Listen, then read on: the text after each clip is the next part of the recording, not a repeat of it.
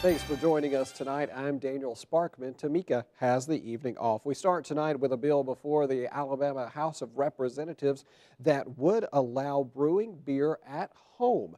WVUA's Travis Leader joins us now. And Travis, people here in parts of Alabama are really optimistic about the bill. They are, and you know, local home brewers have been trying to get this bill passed for a couple years now, but they have met heavy opposition every time, and now Alabama is all alone with these strict regulations. Homebrewing is a perfectly legal and safe hobby in 49 of the 50 states now. With Alabama being the lone exception. While advocates say the practice is safe, opponents say legalization would let alcohol end up in the wrong hands.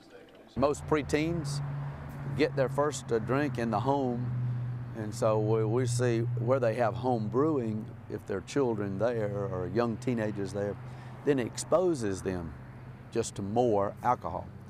But homebrewers argue it's redistribution of retail alcohol that lets minors get their hands on the booze. If you wanted to sell beer to minors, it's much more efficient to go buy a case of Busch Light Draft at the grocery store and sell it out your back door than to spend 3 weeks making the beer, another week letting it carbonate in bottles, chilling it, and then trying to manage all that. Some say because of alcohol's mind-altering and addictive characteristics, further legalization is only an increased hazard. It's harmful. I can't think of any positive reasons for an increase in exposure of young people, families, children, anybody like that, to alcohol.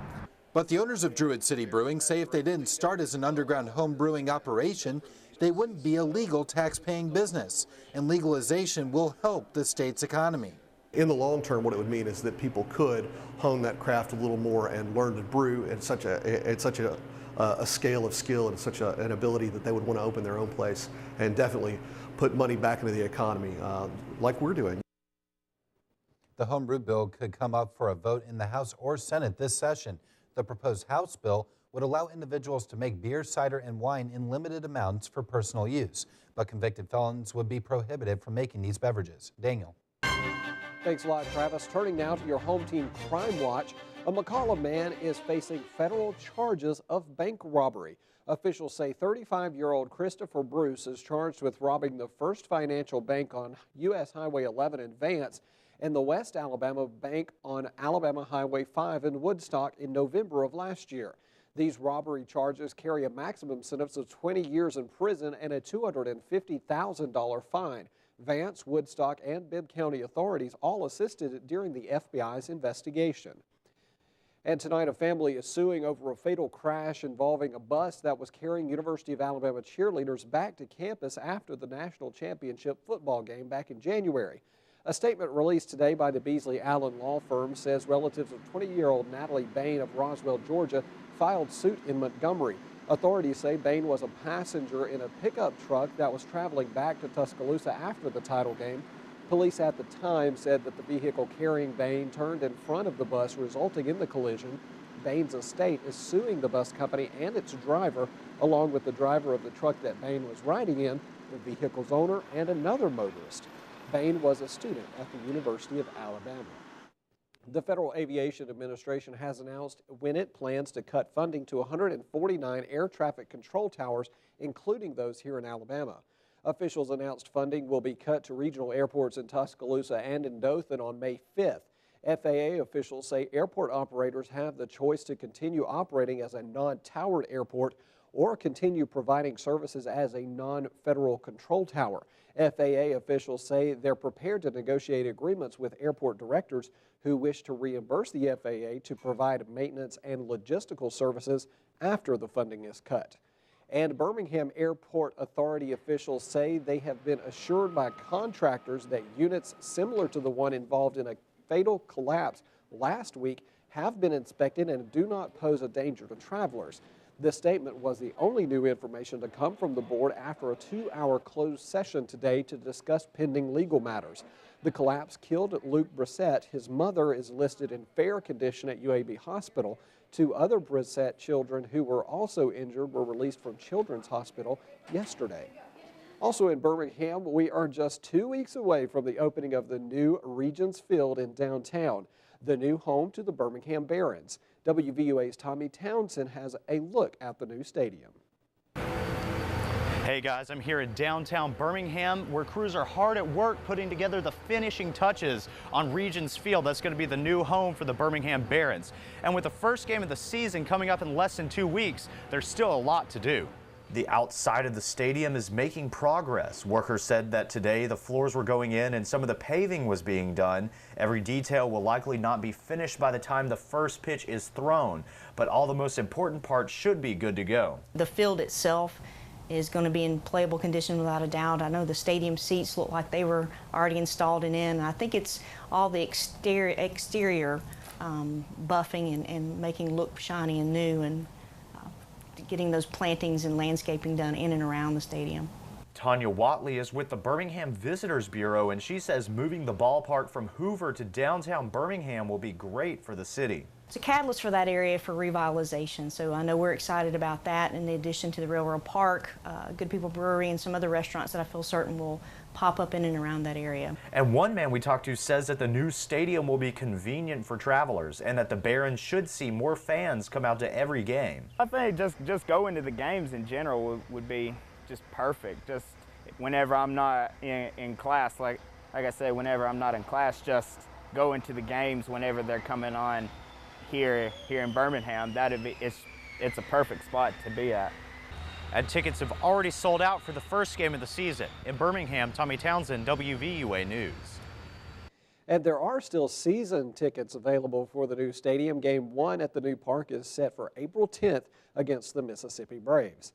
Turning now to the weather, it's another beautiful day across the state of Alabama. WVUA Chief Meteorologist Richard Scott joins us now. Richard, I have a feeling, though, that this great weather may be coming to an end. Yeah, Daniel, really nice weather. Spring-like day finally today. Not that bad tonight. We have 50 in Tuscaloosa, but big changes are likely just down the road. 45 in Haleyville, 46 in Coleman. Some of the cooler spots down to the south. Mid-50s to low 50s down in York and Linden and Marion, as well as Brendan, Utah. So what's going to happen tonight? Notice clear skies. Clouds are starting to develop back of Arkansas. Those should spread in sometime late tonight and early tomorrow. As we go into the weekend, good chance of rain and thunderstorms to talk about, but tomorrow for the most part, I think will be dry through lunch, 62 by lunch. And here comes a chance of rain, I think, by 4 o'clock on our Friday plans. Temperatures top out at 70. It will be certainly a mild day, but rain spreads in, and rain will continue at times through the weekend. We'll have more in your forecast, plus that 7-day planner coming up in weather.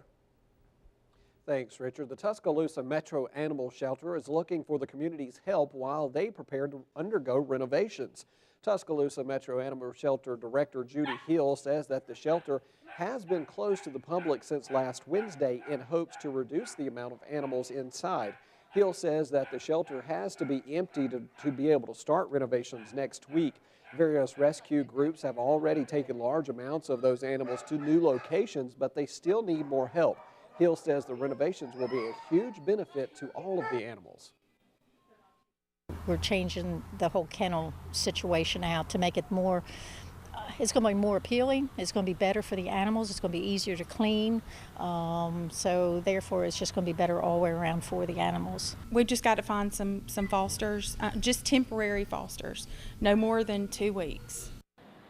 Hill says that because the shelter is closed, they are only accepting drop-offs or they are from animal control, but you can still come by the shelter if you think you've lost your pet. If you're looking to adopt or foster an animal or would like more information, you can call the shelter at 205-752-9101 or email Alabama SPCA info@alspca.org. The Alabama barbecue bracket is down to the Elite 8, and voting continues into Saturday to see which of those 8 will make the Final Four. Included in the Elite 8 are Big Bob Gibson Barbecue of Decatur, Lawler's Barbecue of Athens, Jim and Nick's Barbecue of Birmingham, and Dreamland Barbecue of Tuscaloosa. Laney's Barbecue Spot in Selma, Sam's Barbecue in Montgomery, The Shed Barbecue and Blues Joint in Mobile, and LA Barbecue in Summerdale.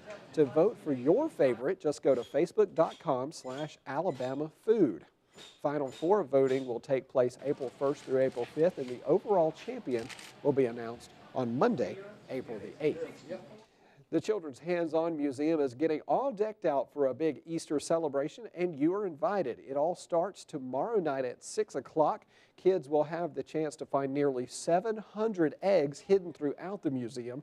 Organizers say kids should really keep a close eye for 8 grand prize eggs as well. There will be plenty of games and prizes too. Education Coordinator Exa Johnston says it's a fun alternative to an outside Easter egg hunt. We're expecting a little bit of bad weather around Easter, so this is an indoor Easter egg hunt. And also we have 2 different sections. One section is going to be for children that are ages 0 through 5, and the other section is for children ages 6 and up. So that sort of makes it a little bit more of a fair playing ground. And today would have been a great day to enjoy great music as long as it's outside. The Tuscaloosa Amphitheater will play host to legendary group Earth, Wind and Fire. The group made the announcement today. They will take the stage Father's Day Sunday, June 16th. Some of their hits include September, Boogie Wonderland, and Let's Groove Tonight. Tickets go on sale Friday, April 12th and start at $30. You can learn more about this show and others coming up at the amphitheater over on our website, WVUATV.com. Just click on numbers and links.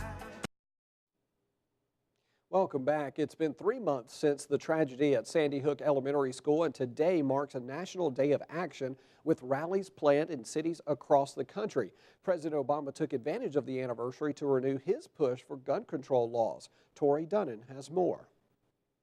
The gun control debate is back in the spotlight. President Obama took to the East Room of the White House, urging Congress to pass new gun legislation. We've cried enough. We've known enough heartbreak. What we're proposing is not radical. It's not taking away anybody's gun rights. A recent poll shows public support for gun control could be waning.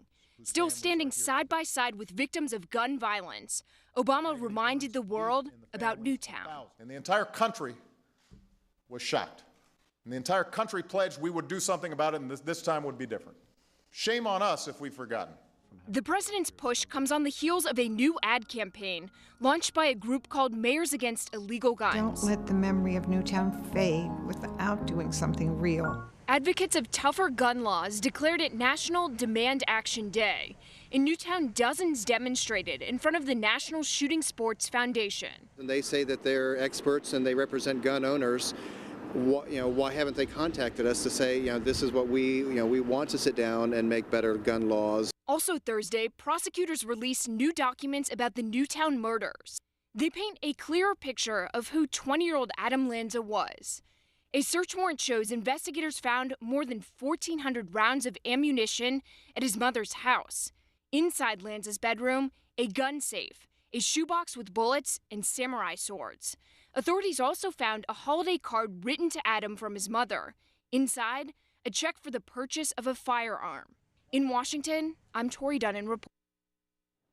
Iowa Republican Congressman Chuck Grassley is drafting his own gun control legislation as an alternative to proposals now being considered by Senate Democratic leaders. Fried chicken fingers, also hamburgers, French fries, and sugary sodas dominate children's menu items, but those children's items in restaurants don't meet nutritional standards. This, according to a nonprofit health advocacy group, saying that on Thursday, some 97% of nearly 3,500 kids' meals analyzed do not meet basic nutritional standards, according to a new report. Also, 91% don't meet the National Restaurant Association's nutritional guidelines. The worst offender, Applebee's grilled cheese sandwich on sourdough bread with fries and 2% chocolate milk. That meal comes out to 1,200 calories and 21 grams of saturated fat. That's followed by Chili's pepperoni pizza meal and Dairy Queen's fried chicken strip meal with fries, a slushy drink, and an ice cream bar.